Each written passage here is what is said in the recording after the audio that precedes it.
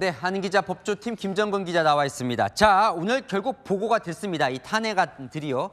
모레 이제 표결로 통과가 될 것 같은데 통과는 될 것 같아요. 다수당이니까. 당장 어떻게 될까요, 그럼? 네, 오늘 탄핵안이 보고된 검사 3명은 전국 최대 검찰청인 서울중앙지검 소속이죠. 이창수 서울중앙지검장을 비롯해서요. 부패범죄 사건을 담당하는 조상원 4차장 검사, 그리고 4차장 검사 산하의 최재훈 반부패 2부장 검사입니다. 민주당은 김건희 여사 도이치모터스 주가 조작 사건을 무혐의 처분한 책임 등을 물어 이들의 탄핵안을 발의했는데요. 모레 탄핵안이 통과되는 것과 동시에 이들 3명의 검사로서의 직무는 곧바로 정지됩니다.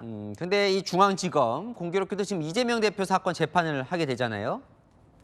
네, 부패범죄 사건을 담당하는 4차장 검사 산하 검사들이 이재명 민주당 대표 재판을 대거 맡고 있습니다. 일단 이 대표가 1심에서 징역 1년, 집행유예 2년을 받은 공직선거법 재판 항소심을 기다리고 있고요. 1심에서 무죄를 받은 위증교사 재판도 2심을 준비 중입니다.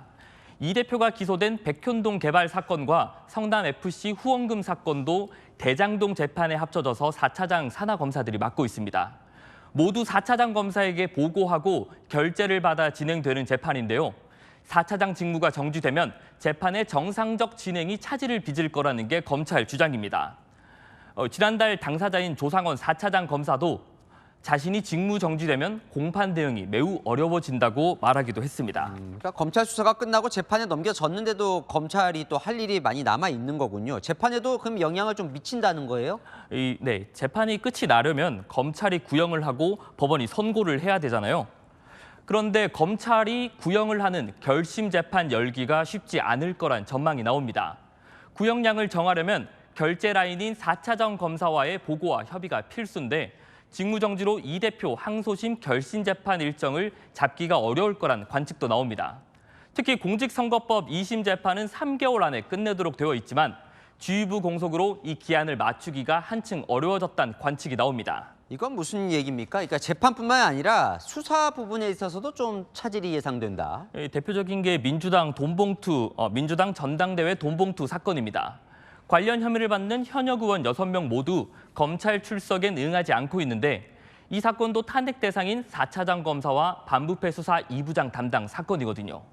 기소가 임박했다는 관측은 나오는데 기존 지휘부 없이 수사를 마무리할 수 있겠느냐는 우려가 나옵니다. 이 검찰에 물어보니까요. 워낙 전례가 없는 수뇌부 공백이라 그간의 수사 상황을 모르는 직무 대리가 이 기소 여부 등에 대한 처분을 결정하긴 부담스럽지 않겠냐고 하더라고요. 어쨌건 그러니까 지금 말한 대로 직무 대리가 임명은 될 거예요. 그래도 뭔가 차질이 빚어진다는 거예요. 네, 일단 검찰의 다음 인사까지는 직무 대리가 이어질 걸로 보입니다.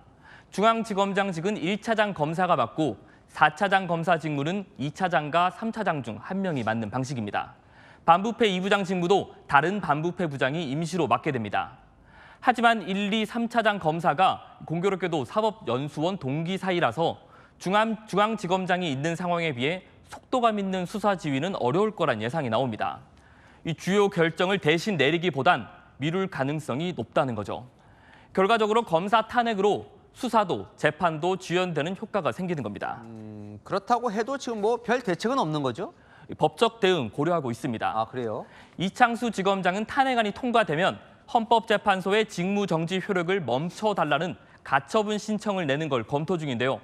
민주당이 직무정지를 목표로 탄핵 소추권을 남용했다는 주장을 펼칠 걸로 보입니다. 봐야겠군요. 네, 한은 기자 법조팀 김정근 기자와 살펴봤습니다.